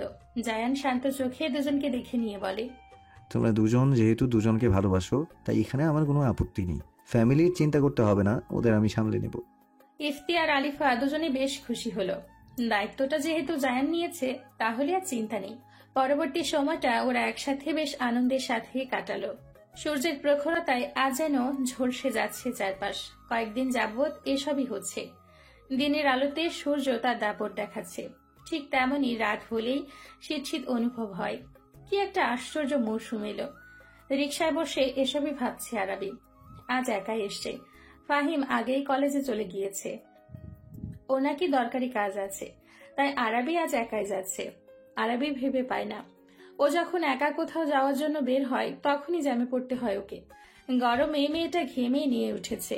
ওনার এক অংশ দিয়ে কপালের আর মুখশ্রীর ঘামটুকু মুছে নিল। অনেকক্ষণ যাবৎ রোদে বর্ষায় মাথাটাও ব্যথা করছে প্রচুর। আরো 15 মিনিট আরাবি অপেক্ষা করলো। এবার বিরক্ত হয়ে ভাবলো আর অফিসে যাবেই না, জায়ানকে ফোন করে বারণ করে দিবে। যেই ভাবার সেই কাজ। আরাবি ফোন করলো জায়ানকে। প্রথমবার রিং হয়ে কেটে গেল। আরাবি আবারও ট্রাই করলো, এবারও ধরল না। আরাবি এবার অবাক হলো, এমন তো কোনো সময় হয় না। আরাবি কল দিলে একটা রিং কোনো রকম হলেই জায়ান ওর কল কেটে সাথে সাথে কল ব্যাক করে। সেখানে আজ আরাবি এতগুলো ফোন করলো, একটাও ধরলো না। তবে কি লোকটার কোনো বিপদ আপদ হলো? অফিসে না যাওয়ার চিন্তা ভাবনা মাথা থেকে ঝেড়ে ফেললো আরাবি। এক নাগাড়ে জায়ানকে ফোন দিতে লাগলো, না ধরছে না। জ্যাম ছাড়লো তার কিছুক্ষণ পরে। আরাবি রিক্সাওয়ালাকে দ্রুত চালাতে বলল। অফিসের সামনে রিক্সা থামতে ভাড়া মিটিয়ে দ্রুত পায়ে ভেতরে প্রবেশ করলো। লিফটের সামনে এসে দেখে সেটা আসতে অনেক দেরি। আরাবি অপেক্ষা না করে সিঁড়ি দিয়ে উপরে উঠতে লাগলো। একে একে সিঁড়ি দিয়ে উঠে 3 তলা সিঁড়িতে পা রাখতেই 2-1 মেয়ের কিছু অনাকাঙ্ক্ষিত কথা কানে আসে আরাবির। সাথে সাথে পাজরা থেমে যায় ওর। সেখানেই শক্ত হয়ে দাঁড়িয়ে থাকে। কথাগুলো ঠিক এমন, আরে শুনেছিস, আহানা ম্যাম আজ জায়ান স্যারের সাথে অফিসে এসেছে। দুজনকে একসাথে অনেক সুন্দর লাগে। ম্যাম নাকি কালই দেশে ফিরেছে, আর আজকে স্যার তাকে অফিসে নিয়ে এসেছে। আমরা যা ভেবেছি তাই ঠিক। স্যার আর আহানা ম্যাম জিএফবিএফ। দুজন সেই যে অফিস রুমে ঢুকেছে এখনো বের হয়নি। একটা মেয়েকে কি খামোকা স্যার তার আশেপাশে এভাবে ঘেঁষতে দিবে? কই, আমাদের দিকে তো কোনোদিনও তাকিয়েও দেখেনি স্যার। আরেকজন বলছে, আরে হ্যাঁ, সে যাই বলছিস তুই। ওহানা ম্যাম এত সুন্দরী, তাকে রেখে ওই কি যেন নাম, আরাবি, ওই মেয়েকে স্যার বিয়ে করবে, এটা মানা যায়? আমরা তো ওই মেয়ের থেকে বহুগুণ সুন্দর। আর ওই মেয়ে তো কালো। স্যার কি সুন্দর, ওই মেয়ে কিছু একটা করেছে স্যারের উপর। না হলে স্যার ওই মেয়েকে কেন বিয়ে করতে রাজি হবে? ওই মেয়ে তো বড়লোকও না, মধ্যবিত্ত ফ্যামিলি থেকে বিলং করে। বামুন হয়ে আকাশে চাঁদের দিকে হাত বাড়িয়েছে, মুখ থুবড়ে পড়লেই উচিত শিক্ষা পাবে। মেয়েগুলো আরো নানান কথা বলতে বলতে চলে গেল। আর তাদের বলা কথাগুলো তীরের মতো এসে বিঁধল আরাবির বুকে। মনে হলো কে যেন ধারালো ছুরি দিয়ে ক্রমাগত আঘাত করছে ওর হৃৎপিণ্ডে। শ্বাস নিতে পারছে না আরাবি। চোখ জোড়া জলে টইটুম্বুর। পলক ঝাপটাতেই যা গড়িয়ে পড়লো ওর গাল বেয়ে। এই অপমান, এই তিরস্কার, এসবেরই তো ভয় পাচ্ছিল আরাবি। আর আজ সেটাই হলো। আরাবি জায়ানকে অবিশ্বাস করে না। লোকটা এমন কোনো কাজ করবে না ও জানে। বিশ্বাস করে জায়ানকে মনে প্রাণে। তবে মেয়েগুলোর কটূক্তিগুলো তীক্ষ্ণ ধনুকের ন্যায় আঘাত করছে ওকে। কানে শুধু ওই কথাগুলোই বাজছে। আরাবির আগে থেকে সোশ্যাল ফোবিয়ার সমস্যা আছে। ওই কারণেই এখন আরাবির অবস্থা শোচনীয় হয়ে যাচ্ছে। এমনিতেই মাথা ব্যথা ছিল, সেটা যেন এখন তীব্র আকার ধারণ করেছে। আরাবির পুরো শরীর কাঁপছে ভয়ানকভাবে। কাবা হাত জোড়া তুলে চোখে জলগুলো মুছে নিল। নিজেকে শক্ত করার চেষ্টা করতে লাগলো আরাবি। বহু কষ্টে টালমাটাল পায়ে কাঙ্ক্ষিত স্থানে এসে পৌঁছালো আরাবি। 1-2 কদমে এখন জায়ানের অফিস রুমের দিকেই যাচ্ছে। আর আশেপাশে সবাই ওকে কেমন একটা নজরে দেখছে। ভয়ে, লজ্জায়, অস্বস্তিতে আরাবি আরো কুঁকড়ে গেল। পাজরা যেন চলছে না। অফিস রুমটার সামনে আসতে আরাবি নক না করেই দরজাটা খুলে ফেলল খুব ধীর আওয়াজে। কারণ জায়ানি ওকে বারণ করেছে ওর এখানে আসতে নক করার প্রয়োজন নেই। আরাবি ভেতরে প্রবেশ করতেই দেখে জায়ান আর তার পাশে অতি সুন্দরী একটা মেয়ে দাঁড়ানো। মেয়েটার পরনে সাদা লেডিস টি শার্ট আর কালো লেগিংস। ফর্সা গায়ে মানিয়েছে বেশ মেয়েটাকে। চুলগুলো সোনালি রঙের হেয়ার কালার করা। মেয়েটা এতটাই ফর্সা আর যেরকম বেশভূষা করেছে দেখতে একদম বিদেশি পুতুলের মতোই লাগছে। জায়ানের সাথে আসলে মেয়েটাকে অনেক মানাবে। এই মেয়ের সৌন্দর্যের কাছে আরাবি কিছুই না। ও জায়ানের যোগ্য না, এই কথাটা বারবার মস্তিষ্কে হানা দিতে লাগলো। পুরনো সেই ফোবিয়ার কারণে আরাবি মূর্ছা যেতে লাগলো। সোশ্যাল ফোবিয়াটা মেয়েটা পুরোপুরি কাটিয়ে উঠতে পারেনি যে, তাই আবারও সেই ফোবিয়ার কারণে প্যানিক অ্যাটাক শুরু হলো আরাবির। এইবার যেন মাত্রা ছাড়া শরীর কাঁপছে মেয়েটার, নিঃশ্বাস নিতে পারছে না, শরীরের ভারসাম্য বজায় রাখতে পারছে না আর। গতকাল বিকেলে জায়নের খালামণি খালু আর ওর খালাতো বোন বিড়িতে এসছে। ওর মা আহানার সাথে ওর বিয়ে দিতে চাইলেও জায়ান আর আহানার মাঝে এমন সম্পর্ক কোনোদিনই ছিল না। আহানা জায়ানকে বড় ভাই মানে, সম্মান করে বড় ভাইয়ের মতো। জায়ানও আহানাকে ঠিক নূরের মতো আদর আর স্নেহ করে। ওদের মাঝে ভাই বোনেরই সম্পর্ক। মেয়েটা এসে গতকাল বায়না ধরেছে আরাবের সাথে দেখা করবে, তার ভাবির সাথে দেখা করবে। জায়ান বলেছে রাতে কোনো রেস্টুরেন্টে নিয়ে দেখা করাবে, কিন্তু মেয়েটা যেন ধৈর্যহারা। সে যত তাড়াতাড়ি সম্ভব তার ভাবির সাথে দেখা করবে, তাই জায়ান ওকে অফিসে নিয়ে এসছে। আরাবি আসলেই ওর সাথে দেখা করাবে। এখানে সে জায়ান, আহানা আর ইফতি কথা বলছিল। আহানা তো দু ভাইকে পেয়ে রাজ্যের কথা শুরু করে দিয়েছে। ও বিদেশে কি কি করতো, ওখানে ওর স্টাডি কেমন চলছে, তারপর জায়ানের বিয়েতে অনেক এনজয় করবে, ও কি কি প্ল্যানিং করে রেখেছে তা শোনাচ্ছে দু ভাইকে। জায়ান সেসবে পাত্তা না দিয়ে কাজ করতে যেতে নিলে জায়ানের ল্যাপটপ, ফোন সব নিয়ে একটা ড্রয়ারে তালা মেরে চাবি নিয়ে নিজের কাছে রেখে দেয়। সে আজ তার ভাইদের সাথে গল্প করবে। আসলে আহানার বাবা মায়ের একমাত্র মেয়ে, তাই ভীষণ আদরে। আর জায়ান আর ইফতিও ওকে নূরের মতোই স্নেহ করে। মেয়েটার যে আর কোনো ভাই বা বোন নেই, তাই তো জায়ান ইফতি আর নূরকে আপন ভাই বোনের চোখে দেখে। এদিকে জায়ান যেন আহানার বকবক শুনে বিরক্ত হলো। আবার বেশি বিরক্ত হচ্ছে আরাবি আসছে না দেখে। আধা ঘন্টা লেট হয়ে গিয়েছে, অথচ এখনো মেয়েটা আসছে না। এদিকে এই ইফতিটা ওয়াশরুমে ঢুকে বসে আছে। ইফতির কাছে আহানাকে ধরিয়ে দিয়ে সে এখান থেকে সরে পড়বে। জায়ান যখন নিজের ভাবনায় ব্যস্ত, হঠাৎ আরাবির অস্তিত্ব অনুভব করতে সজাগ হয়। আরাবিকে নিজের রন্ধে রন্ধে অনুভব করে জায়ান। আরাবির শরীরের মেয়েলি ঘ্রাণ যেন ওর রক্তে মিশে গিয়েছে, তাই মেয়েটা আশেপাশে থাকলে জায়ান না দেখিয়ে বলে দিতে পারে। জায়ান চট করে দরজার দিকে তাকালো। ও ধারণায় সঠিক হলো, ওই তো মেয়েটা দাঁড়িয়ে আছে। জায়ান উঠে দাঁড়ালো, দ্রুত কদমে এগিয়ে যেতে লাগলো আরাবির দিকে। কিন্তু যত কাছে এগুচ্ছে, আরাবির শোচনীয় অবস্থা দেখিয়ে বুকটা ধক করে উঠে জায়ানের। তাড়াতাড়ি করে এগিয়ে যায় আরাবির দিকে। কাছে আসতেই আরাবির দুগালে হাত রাখে জায়ান। সাথে সাথে অনুভব হয় আরাবির দেহের কম্পন। জহুরি নজরে আরাবিকে দেখলো জায়ান। আরাবির ফ্যাকাশে মুখশ্রী, জলে ভরা দুর্বল চোখজোড়া। চোখ দুটো যেন নিষ্প্রাণ হয়ে আছে। ঠোঁটজোড়া শুকিয়ে খড়খড়ে হয়ে গিয়েছে। থরথর করে কাঁপছে শরীর মেয়েটার। কেমন হাঁপানি রোগীর মতো শ্বাস নিচ্ছে, যেন মেয়েটার শ্বাস নিতে অনেক কষ্ট হচ্ছে। জায়ান দ্রুত আরাবির বাহু আঁকড়ে ধরল। উদ্বিগ্ন হয়ে বলে উঠল, আরাবি, কি হলো? তোমার এমন দেখাচ্ছে। কথাটা সম্পূর্ণ করতে পারল না জায়ান। তার আগেই আরাবি চোখজোড়া বন্ধ করে ফেলে। অন্ধকার ছাড়া মেয়েটা আর কিছুই দেখতে পারে না। লুটিয়ে পড়ল জায়ানের বুকে। নিজেকে ধরে রাখতে আর সক্ষম হতে পারেনিও। প্যানিক অ্যাটাকের কারণে একদম নেতিয়ে গিয়েছে মেয়েটা। জায়ান অবাক হয়ে আছে। আরাবির কোমল দেহটা অতি যত্ন সহকারে বুকের মাঝে আঁকড়ে ধরল। এর মাঝে ইফতি বেরিয়ে আসলো ওয়াশরুম থেকে। জায়ানের বুকে আরাবিকে দেখে ছেলেটা ভরকে যায়, বলে ওঠে, ভাই, ভাবির কি হয়েছে? বলতে বলতে দ্রুত এগিয়ে আসে। জায়ান শান্ত চোখে তাকালো ইফতির দিকে। ঠান্ডা স্বরে বলে উঠল, call the doctor. Ifti. Ifti দ্রুত ডাক্তারের নাম্বারে কল করলো। জায়ান আরাবিকে কোলে তুলে নিয়ে গিয়ে সোফায় বসালো। তারপর নিজে ওর পাশে বসে আরাবিকে আবারও নিজের বুকের মাঝে আগলে নিল। এদিকে আহানা অবাক হয়ে শুধু সব দেখছে। বেচারি মাঝে থেকে কিছুই বুঝতে পারছে না। আপাতত চুপচাপ সবকিছু অবলোকন করা ছাড়া আর কোনো উপায় নেই ওর কাছে।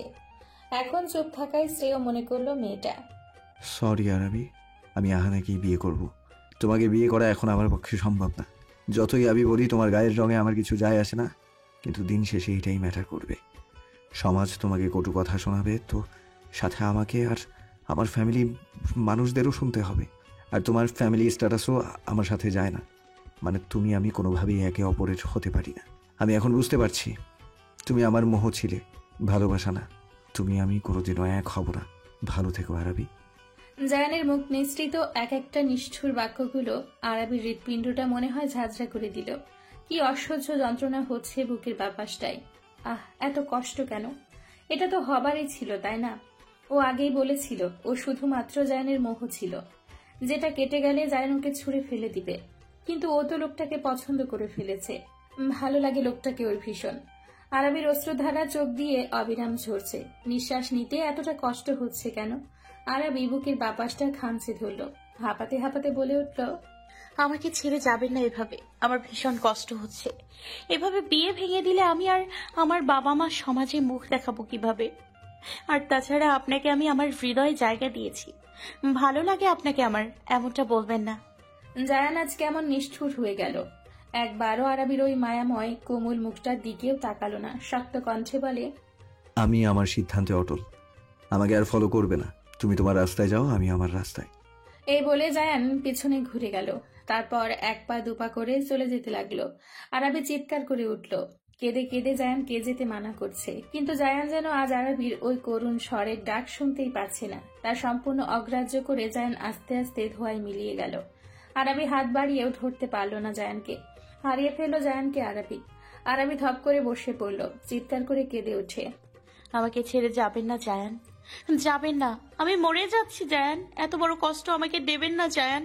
আরাবির চোখে জলে জায়ানের পরিহিত শার্ট ভিজে যাচ্ছে। আরাবিকে বুকে নিয়ে সোফায় বসেছিল জায়ান। ডক্টর এসে আরাবিকে দেখে গিয়েছিল। আরাবির প্যানিক অ্যাটাক হয়েছিল। ডক্টর দেখে যাওয়ার পর সবাই জায়ান আর আরাবিকে একা অফিস রুমে রেখে চলে গিয়েছিল। জায়ান আরাবিকে খুব যত্নে বুকের মাঝে আগলে নিয়ে ঘুমিয়ে গিয়েছিল। আরাবির ফোপানোর আওয়াজে আর ওর চোখের জলে শার্টের ভেজা ভেজা অনুভব হওয়ায় জায়ানের ঘুম ছুটে যায়। ঘুমের মধ্যে আরাবিকে এত করুণভাবে ফোপাতে দেখে অস্থির হয়ে ওঠে জায়ান। এভাবে কাঁদছে কেন মেয়েটা? কিসের এত ভয়? জায়ান দেখলো আরাবি জায়ানের বুকের কাছের শার্টটা শক্ত করে খামচে ধরে আছে, যেন জায়ান কোথাও হারিয়ে যাচ্ছে। আর আরাবি জায়ানকে কিছুতেই হারাতে দিবে না। আরাবি কান্নার মাঝে বিড়বিড় করে কিছু বলছে। জায়ান শোনার জন্য কান পাতল। আমাকে ছেড়ে যাবেন না। আপনি যা বলবেন আমি তাই করব। আমি মরে যাব, আমার কষ্ট হচ্ছে। ফিরে আসুন আমার কাছে, ফিরে আসুন জায়ান। জায়ানের নামটা খুব করুণভাবে উচ্চারণ করলো আরাবি। জায়ানের প্রেমিক হৃদয় তার প্রিয়তমা কাঠগোলাপের আহিন রূপ দেখে যেন যন্ত্রণায় থেতলে গেল। আরাবি নরম গালে নরম স্পর্শ করে জায়ান ওকে ডাকতে লাগলো, আরাবি, আরাবি, আমি কোথাও যাচ্ছি না। চোখ খোলো আরাবি, এই তো আমি। দেখো তোমার কত কাছে আমি। তুমি আমার বুকের মাঝে আছো আরাবি। এর থেকে নিরাপদ স্থান আর কোথাও পাবে তুমি? তাকাও আমার দিকে। জায়ান আরাবির মাথায় হাত বুলিয়ে দিতে লাগলো। জায়ানের আদরের স্পর্শে আর ডাকে আস্তে আস্তে চোখ মেলে তাকায় আরাবি, কিন্তু অসহ্য মাথা যন্ত্রণায় আবারও চোখ বন্ধ করে ফেলে। মাথায় হাত দিয়ে আবারও পিটপিট করে তাকায়। এইবার পূর্ণ দৃষ্টিতে আরাবি জায়ানের দিকে। জায়ানকে ওর এত কাছে এত নিকটে দেখে আরাবির চোখ জোড়া ছলছল করে ওঠে। কাপা হাতটা বাড়িয়ে জায়ানের খোঁচা খোঁচা দাড়ি সমেত গালে হাত ছোঁয় আরাবি। জায়ান আরাবির স্পর্শে চোখ বন্ধ করলো। আরাবি সেই হাতের উপর হাত রাখলো। এই প্রথম আরাবি নিজ স্বেচ্ছায় জায়ানের এত কাছে এসে এভাবে ছুঁয়েছে ওকে। আরাবির চোখ থেকে অশ্রু গড়িয়ে পড়ছে। ফুপিয়ে উঠল আরাবি। জায়ান থপ করে চোখ খুলল। যত্ন সহকারে আরাবির চোখে জল মুছে দিল। কোমল গলায় বলল, কেন কাঁদছো? এভাবে কেঁদে আমার হৃদয়ে কেন আঘাত করছো? তোমার এক একটা অশ্রুর ফোঁটা আমার বুকে তীব্র ব্যথা সৃষ্টি করছে।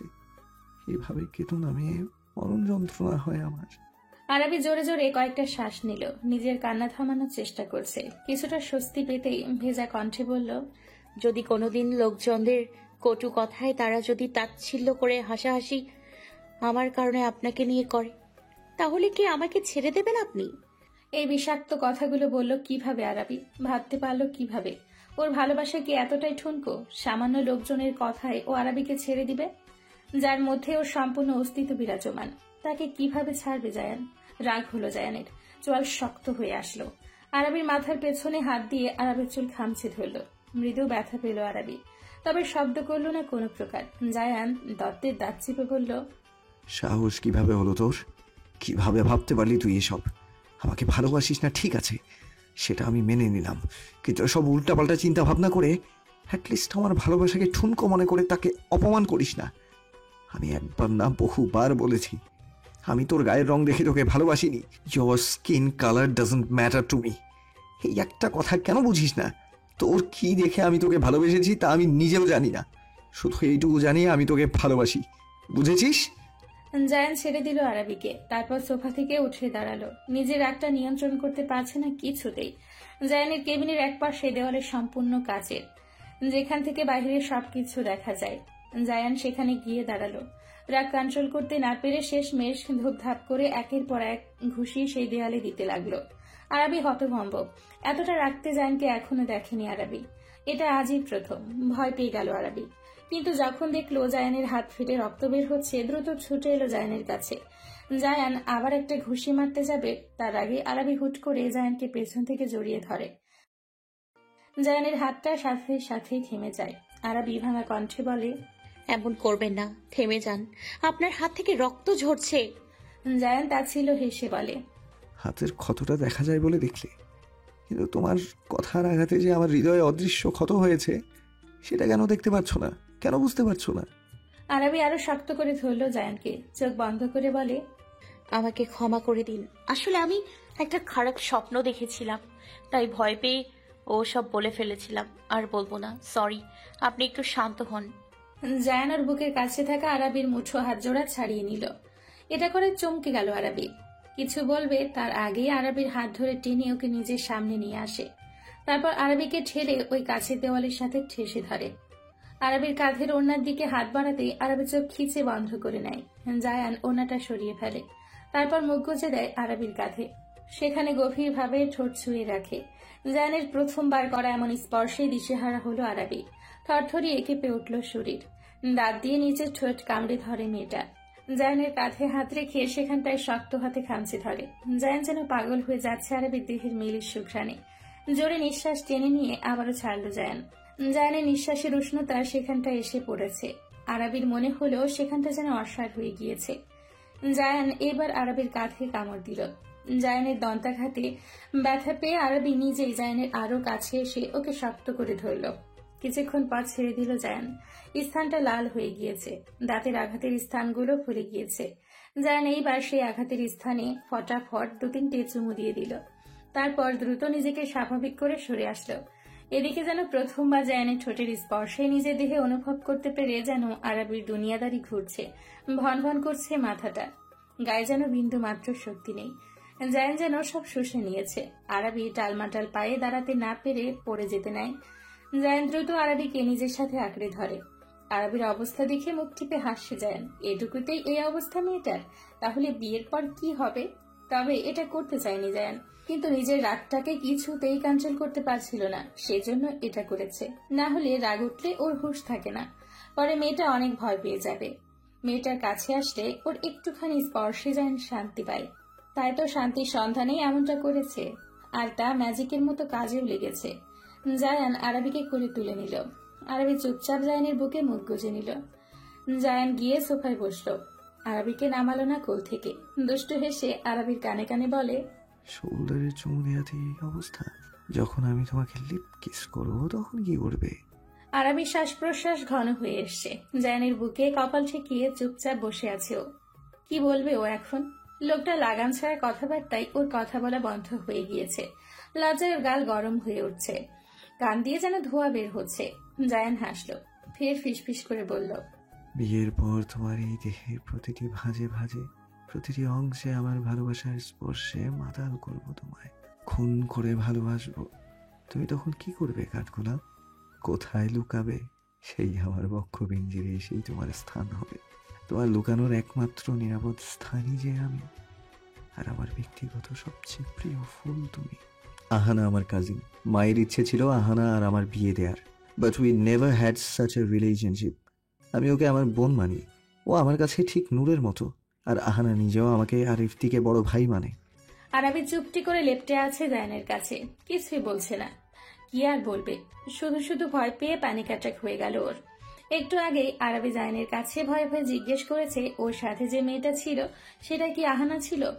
আরাবি ভেবেছিল জায়ান রেগে যাবে, কিন্তু না, জায়ান রাগ করেনি একটু, বরঞ্চ উপরোক্ত কথাগুলো অনেক নম্র স্বরেই বলেছে। সবটা শুনে যেন আরাবির বুকের ভেতরে থাকা সব ভয় দূর হয়ে গেল।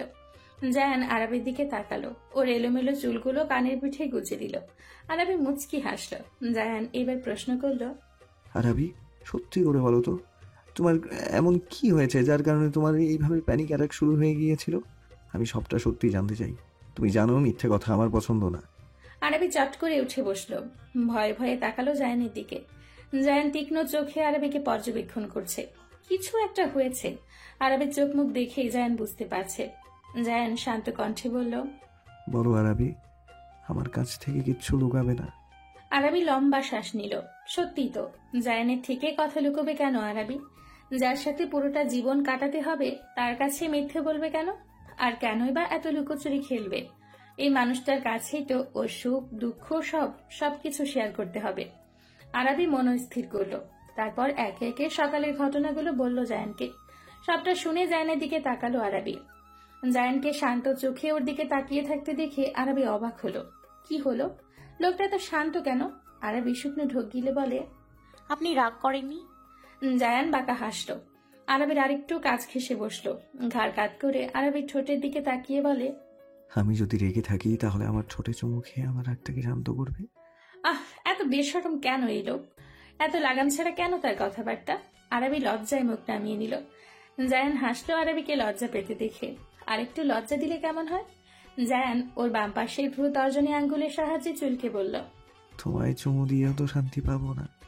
আমার চুমু ডোজ নেওয়ার মতো স্ট্যামিনা তোমার শরীরে নেই। সামান্য শোল্ডারে চুমু দিয়ে কাঁপাকাঁপি করে পড়ে যেতে নিলে। ঠোঁটে চুমু খেলে তো তোমাকে আর খুঁজে পাওয়া যাবে না।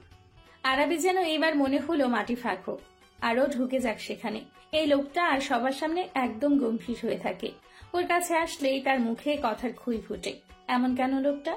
কেন বুঝে না? ওর এহেন কথাবার্তায় আরবের অনেক লজ্জা লাগে। অবশ্য আরবি জানে জায়ন এসব কথাবার্তা ইচ্ছে করেই বলে। আরবি পিটপিটিয়ে তাকায় জায়নের দিকে, গাল ফুলিয়ে বলে, আপনি আমার রীতিমতো ইনসাল্ট করছেন। জায়ান ভ্রু উঁচু করে বলে, ইনসাল্ট? তোমাকে ইনসাল্ট কোথায় বললাম? এটা তো সত্যি কথা বললাম। স্বামী সোহাগ পেতে হলে শরীরে শক্তি বাড়াতে হবে, তার জন্য বেশি বেশি খেতে হবে। খেলেই তো স্ট্যামিনা বাড়বে। বাট তোমার যেই পাটকাঠির মতো শরীর, বাসরাতে আমি যদি লিপকিস করি তাতেই তো মনে হয় তুমি বেহুশ হয়ে 3 দিন বেহুশ হয়ে থাকবে। এমনটা করলে তো হবে না শোনা। খেতে হবে বেশি বেশি করে। আমার আদর লাগবে না বলো? আরবি উঠে দাঁড়ালো। জায়নের থেকে কয়েক হাত দূরে গিয়ে দাঁড়ালো। লজ্জায় যেন মরে যাচ্ছে আরবি। কি শুরু করে দিয়েছে এই লোক? আরবি নাক মুখ কুচকে বলে, আপনি চরম অসভ্য একটা লোক। এত বেশরম কথাবার্তা কেউ বলে কি করে? জায়ানের যেন পছন্দ হলো না আরবি জায়ানের কাছ থেকে সরে যাওয়ায়। ও উঠে গিয়ে আরবির সামনে দাঁড়ালো। আরবি আবার পেছোতে নিবে তার আগে আরবির কোমর আঁকড়ে ধরলো জায়ান। আজকা টানে ওকে নিজের কাছে এনে নিঃস্বার্থ কণ্ঠে বলে, পুরুষ মানুষ একজনের কাছেই নির্লজ্জ, বেশরম আর অসভ্য হয়, আর সেটা হলো তার বউ। আর আমি এমনিতেই ভীষণ নির্লজ্জ। আর লজ্জা পাবে মেয়েরা, ছেলেরা লজ্জা পায় নাকি? জানতাম না তো। সরুন তো আপনি। জায়ান আরবিকে আর একটু শক্ত করে ধরে বলে, সরেছি। আরবি কাঁদো কাঁদো মুখে বলে, এটাকে সরে যাওয়া বলে? ইয়েস, তুমি সরতে বললে আমি আরো তোমার কাছে আসবো। আরবি বোকা বোকা কণ্ঠে বলে, আর যদি কাছে আসতে বলি তখন দূরে সরে যাবেন? জায়ান মাথা নিচু করে আরবির কানের কাছে মুখ আনল। আরবি শক্ত করে আঁকড়ে ধরলো জায়ানের শার্ট, চোখ জোড়া ঠেসে বন্ধ করলো। জায়ান ফিসফিস করে বলল, একবার কাছে আসতে বলেই দেখো না, এতটাই কাছে আসবো যে তুমি নিঃশ্বাস ফেলার জায়গাটুকুও পাবে না। জায়ান আরো কিছু বলবে তার আগেই দরজায় শব্দ করলো কেউ। সাথে সাথে ওই পাশ থেকে ইফতির কণ্ঠস্বর ভেসে আসলো, ভাই আসতে পারি? ভাবির জ্ঞান ফিরেছে। হ্যাঁ আয়। আরবি সরে এলো জায়ানের কাছ থেকে। জায়ান বাঁকা হাসলো। ইফতি, আলিফা আর রাহানা ভেতরে প্রবেশ করলো। জায়ান এমন ভাব করলো যেন সে কিছুই করেনি। এদিকে আরবির এখনো শ্বাস নিতে কষ্ট হচ্ছে। বদমাইশ লোক কি কি করলো ওর সাথে। এদিকে আলিফা এসে জড়িয়ে ধরলো আরবিকে। মেয়েটা বোধহয় কেঁদেছে ভীষণ। আলিফা ভাঙা গলায় বলে, এখন কেমন লাগছে তোর? আরবি আলিফার পিঠে হাত বুলিয়ে দিচ্ছে, যেন আলিফাকে শান্ত করার প্রচেষ্টা। আমি ঠিক আছি, চিন্তা করিস না। আলিফা এইবার আরবিকে ছেড়ে দিল। ভয় পাইয়ে দিয়েছিলি পুরো। বলতে বলতে আবারও আলিফার চোখে জল আসে। আরবি হেসে হাত বাড়িয়ে মুছে দেয়। ইফতি নাক মুখ কুচকে ফেলে তা দেখে বলে, এইবারও তো কান্না থামাও, সেই যে কান্না শুরু করেছো। আলিফা নাক ফোলালো। রাগী চোখে ইফতির দিকে তাকিয়ে বলে, আপনার সমস্যাটা কি? এখন কি শান্তি মতো কাঁদতেও পারবো না? আমি কি সেটা না করেছি? বাট কান্না করারও একটা লিমিট থাকে। কিছু থেকে কিছু হলেই চোখের পানি নাকের পানি এক করে ফেলে। এবার যেন আলিফা আরো খেপে গেল। চিবিয়ে চিবিয়ে বলে, আমি নাকের পানি চোখের পানি এক করে ফেলি? বদমাইশ লোক। আমার থেকে আই লাভ ইউ শোনার জন্য যে নিজে ভ্যা ভ্যা করে, তখন আমি আপনাকে জীবনেও সেটা বলবো না। আসিয়েন আবার আমার কাছে। সবাই হাঁ করে ওদের দুজনের ঝগড়া দেখছে। ইফতি খুক খুক করে কেসে উঠল। তারপর চোখ রাঙালো আলিফাকে। আলিফা এতক্ষণে বুঝতে পারলো ভুল জায়গায় ভুল কথা বলে ফেলেছে। সামনে জায়ান দাঁড়ানো, এই কারণে মেয়েটা যেন দ্বিগুণ লজ্জা পেল। আস্তে আস্তে চোরের মতো গিয়ে আরবির পেছনে লুকিয়ে পড়ল। এদিকে আরবি আর আহানা হু হা করে হেসে দিল। জায়ানও হালকা হাসল। তবে আরবির হাস্যোজ্জ্বল মুখের দিকে চোখ যেতেই চোখ জোড়া জড়িয়ে এলো জায়ানের। হৃদয়ে প্রশান্তির ঢেউ বয়ে গেল। মুগ্ধ হয়ে দেখতে থাকলো আরবি স্নিগ্ধ কোমল মায়াজানো হাস্যোজ্জ্বল মুখ। আহানা এবার নিজে এগিয়ে গিয়ে হাত বাড়িয়ে দিল আরবির দিকে। মুচকি হেসে বলে, হ্যালো ভাবি, আমি আহানা, জায়ান ভাইয়ার কাজিন, খালাতো বোন। আরবি একটু দ্বিধা দ্বন্দ্বে ভুগল, তবে শেষে হাত মেলালো আহানার সাথে। বলল, আমি আরবি মৃধা। তোমার নামটা যেমন সুন্দর, তুমিও দেখতে সুন্দর। কি মিষ্টি দেখতে তুমি। ভাইয়া এই জন্যই বোধ হয় তোমাকে দেখে এত পাগল হয়ে গিয়েছে। আরবি লজ্জা পেল, মৃদু স্বরে বলল, তুমি তো আমার থেকেও বেশি সুন্দর, একদম বিদেশি পুতুল একটা। থ্যাংক ইউ ভাবি। আহানা আরবিকে জড়িয়ে ধরল। আরবি প্রথমে ভরকে গেলেও পরে নিজেকে সামলে নেয়, আহানাকেও জড়িয়ে ধরে। মেয়েটা যেমন দেখতে সুন্দর, ওর ব্যবহারটা তেমন সুন্দর। কিভাবে এক সেকেন্ডে ওর সাথে মিশে গেল। আর এই মেয়েটাকে নিয়ে নাকি আরবি ভয় পাচ্ছিল। মাথা থেকে এইবার অযথা চিন্তা সব ঝেড়ে ফেলে দিল। আর এইসব ফালতু বিষয় নিয়ে চিন্তা করবে না আরবি। এখন সময় এসছে জীবনটা উপভোগ করার। জায়ানের সাথে সুন্দর একটা জীবন অতিবাহিত করতে চায় আরবি ভেবে এই মুচকি হাসলো আরবি। আলিফা আর আহানা নিজেদের মাঝে কথা বলায় ব্যস্ত। জায়ান এতক্ষণে সিসিটিভি ফুটেজ চেক করে নিয়েছে, আলিফাকেও দেখিয়েছে সেটা। ভিডিও দেখা শেষ হতেই জায়ান গম্ভীর কণ্ঠে বলে ওঠে, মেয়ে দুটাকে যেন কাল থেকে আর অফিসে না দেখি। আর হ্যাঁ, ওদের স্পেশাল ট্রিটমেন্ট করতে ভুলবি না। আমার আরবি আজ ওদের কারণে কষ্ট পেয়েছে, এত সহজে পার পেয়ে যাবে। সোফিয়া আন্টির কাছে পাঠিয়ে দিস ওদের, উনি ভালোভাবে খাতির যত্ন করবে মেয়ে দুটোর। ইফতি জায়ানের কথা সব শুনে হেসে বলে, তুমি যেভাবে বলছো সেভাবেই সব হবে ভাই। ইফতির কথা শুনে জায়ান বাঁকা হাসলো। আজ বিয়ে শপিং এ যাবে সবাই। আরবি, ওর বাবা মা, ফাহিম সবাইকে আসতে বলেছে শাখাওয়াত পরিবার। জিহাদ সাহেব আর লিপি বেগম আসবেন না জানিয়ে দিয়েছেন। এটা কি হয়, মেয়ের বিয়ে শপিং এ তারা কিভাবে যাবে? ফাহিমও যাবে না বলেছিল, কিন্তু আরবি ফাহিমকে সাথে নিবেই নিবে। শাখাওয়াত পরিবারের সাথে এখনো আরবি মানিয়ে নিতে পারেনি। সম্পূর্ণ অচেনাই ধরতে গেলে তারা। ওখানে একা গেলে অস্বস্তি লাগবে ওর, তাই ফাহিমকেও জোরাজোরি করে রাজি করিয়েছে। এখন তৈরি হয়ে বসে আছে আরবি। জায়ান নিতে আসতে চেয়েছিল, আরবি নিজেই মানা করে দিয়েছে ফাহিমের সাথে এসে পড়বেও। জায়ান রাজি হচ্ছিল না, আরবি অনেক কষ্টে রাজি করিয়েছে। এদিকে ফাহিম কলেজ থেকে আসতেই ঝটপট গোসল নিয়ে তৈরি হয়ে নিল। ফাহিম আসতেই ওরা বেরিয়ে পড়ল গন্তব্যের উদ্দেশ্যে। বসুন্ধরা শপিং মলের সামনে বাইক থামালো ফাহিম। ফাহিমের একটু অস্বস্তি লাগছে। ওরা কখনোই এত বড় শপিং মলে শপিং করতে আসেনি। ওদের ইনকাম যেটুকু সেটুকু অনুযায়ী বড় জোর নিউ মার্কেট যায়। বসুন্ধরায় জিনিসপত্রের যেই দাম, তা ওদের ধরা ছোঁয়ার বাইরে। ফাহিম আরবের দিকে তাকালো। বোনটা তার রাজকপাল। তবে ফাহিম কখনোই আশা করেনি আরবিকে বড়লোক বাড়িতে বিয়ে দিবে। ও চাইতো সামান্য 3 বেলা 2 ভাত আর নিজের সম্মান আর ইজ্জত রক্ষার ক্ষেত্রে পরিধানের 2 কাপড় পেয়েও যেন তার বোন সুখে থাকে। একটা দায়িত্ববান ভালো ছেলের সাথে বিয়ে দেওয়ার আশা করেছিল ফাহিম, সেই সাথে একটা ভালো পরিবার। আরবি তো ওর কাছে আর ওর বাবা মায়ের কাছে হুড়পড়ি, কিন্তু সমাজের লোক কি তা মানে? আরবির গায়ের রঙের কারণে ফাহিম এই আশা কোনোদিন করেনি। ওর বোন তো ওর কাছে অনেক সুন্দর, কিন্তু বাকিরা তো এই সৌন্দর্য বুঝবে না। কিন্তু ওপরওয়ালা ওদের ওপর মনে হয় অনেক সন্তুষ্ট, তাই তো এত ভালো পরিবার এত ভালো ছেলের কাছে বোনকে বিয়ে দিতে পারছে। সেই সাথে টাকা পয়সারও অভাব নেই। বোনটা তার রাজরানী হয়ে থাকবে। ফাহিম আরবির হাস্যোজ্জ্বল ওই মুখের দিকে যতবার তাকায় ততবারই বুঝতে পারে এখানে বিয়ে দেওয়ার সিদ্ধান্ত নিয়ে কোনো ভুল করেনি ফাহিম। আরবির মুখ থেকে যেই উজ্জ্বল দীপ্তি ছড়াচ্ছে এতেই বোঝা যায় বোন তার ভীষণ খুশি এই সম্বন্ধে। এসব ভেবেই মুচকি হাসল ফাহিম। ফাহিম ঘুরে দাঁড়ালো। এখন ভেতরে যেতে হবে, কিন্তু তার আগেই দূর থেকে ছুটে আসতে থাকা নূরকে দেখেই হকচকিয়ে যায়। এই মেয়ে এমন ম্যারাথন রেসের প্রতিযোগীদের মতো দৌড়াচ্ছে কেন? পড়ে গেলে তখন কি হবে? আর এতগুলো মানুষ এখানে, যদি কারোর সঙ্গে ধাক্কা লেগে যায়, যদি কোনো ছেলের সাথে ধাক্কা লাগে, তখন কি হবে? এসব ভেবে ভ্রুকুচকে আসে ফাহিমের। এদিকে ফাহিমের কাছে এসে পায়ের গতিতে ব্রেক কষে নূর। থামতেই 2 হাঁটুতে ভর দিয়ে হাঁপাতে লাগে। ফাহিম তীক্ষ্ণ স্বরে বলে, যেভাবে দৌড়াচ্ছিলেন মনে হচ্ছে পাগলা কুকুর তাড়া করছিল। নূর সোজা হয়ে দাঁড়ালো এবার।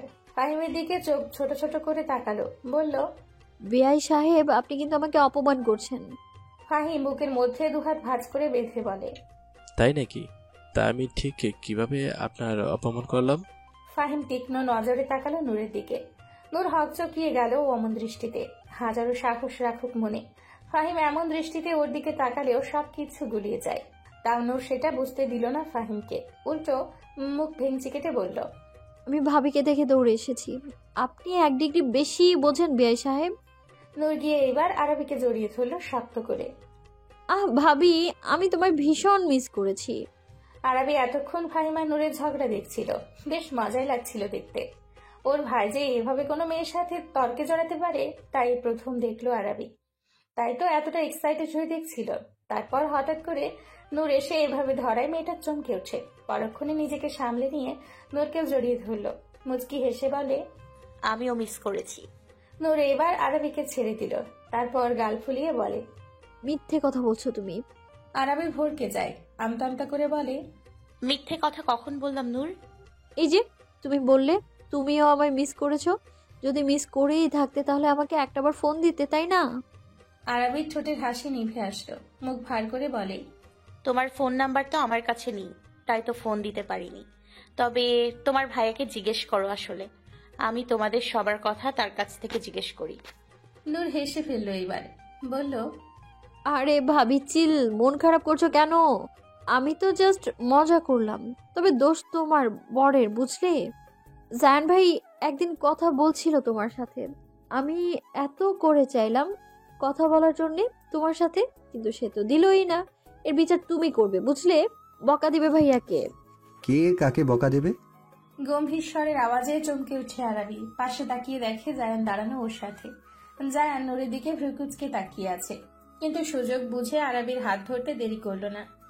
জায়ান এমনটা করায় চোখ বড় বড় করে তাকালো আরবি। কি কি করছে কি লোকটা? নূর, ইফতি আর ওর ভাই সবাই এখানে, আর এই লোক সবার সামনে এভাবে ওর হাত ধরে নিল। ইস, সবাই দেখলে কি ভাববে? লজ্জা পাবে না ও? জায়ান নূরকে আবারও প্রশ্ন করে, কিরে বললি না কে কাকে বকা দেবে? নূর দাঁত কেলিয়ে হেসে বলে, এখন একদম ভয় পাই না আমি তোমায়, বুঝলে? আমার সাইড এখন ভারী হয়েছে ভাবি আমার পক্ষে।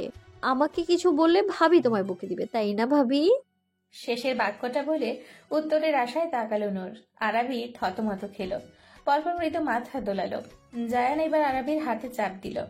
আরবি তাকালো জায়ানের দিকে। জায়ান বাঁকা হেসে বলে, তুমি আমাকে বকা দেবে? আরবি দ্রুত মাথা দুলিয়ে জায়ানকে না বোঝালো। জায়ান মুখ অন্যদিকে ঘুরিয়ে হেসে ফেলল। এই মেয়েটা এত কিউট কেন? ওর এমন বোকা বোকা চাহনি দেখলেই তো জায়ান পাগল হয়ে যায়। বড্ড ডেসপারেট হয়ে পড়ে ও। তখন খুব করে কাছে পেতে ইচ্ছে করে মেয়েটাকে। তবে এতটা ডেসপারেট হলে তো হবে না। আর মাত্র কয়েকটা দিন, এই কয়েকটা দিন তো ধৈর্য ধরে থাকতেই হবে। ভাবনার মাঝে এই ফোন বেজে উঠে জায়ানের। জায়ান রিসিভ করলো। ওপাশ থেকে কথাগুলো শুনে বলে, yeah mom, we are coming, we are in the parking area. হ্যাঁ, আরবি আর ফাহিমকে এখানেই পেয়েছি। হ্যাঁ, নূরও এখানেই আছে।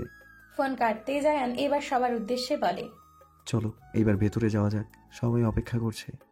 সবাই সম্মতি দিল। একের পর এক শাড়ি, লেহেঙ্গা দোকানদার বের করেই যাচ্ছে। ঠিক কোনোটাই ভালো লাগছে না জায়ানের। জায়ানের মেজাজ খিটখিটে হয়ে গিয়েছে একদম। তারপরেই নিজেকে শান্ত রেখে বলে, say me something beautiful and unique. এগুলো একটাও ভালো না। Okay sir, just 1 minute.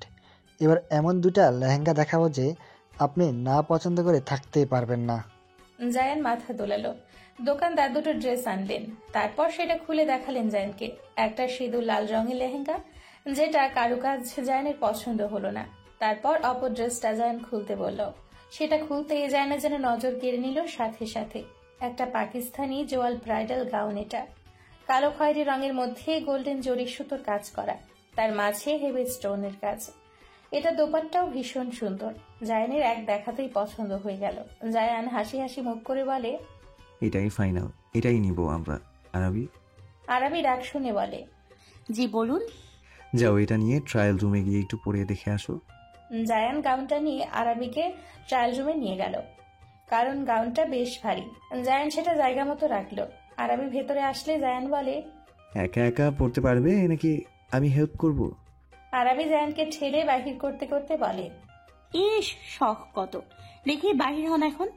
Zayan trial রুমের দরজায় ঠাস দিয়ে দাঁড়িয়ে আছে। এখন তো এভাবে তাড়িয়ে দিচ্ছ, কিন্তু শীঘ্রই এমন একটা সময় আসবে তখন তুমি চাইলেও আমাকে সরাতে পারবে না। আরাবি লজ্জা পেল, বলল, উফ, জানতো আপনি শুধু অসভ্য কথাবার্তা বলে, খারাপ লোক একটা। জায়ান হাসতে হাসতে সরে আসলো। আরাবি দরজা আটকে এইবার ড্রেসটা পরলো, তাও বহু কষ্টে। অনেক যুদ্ধ করার পর অবশেষে পড়তে সক্ষম হলো আরাবি।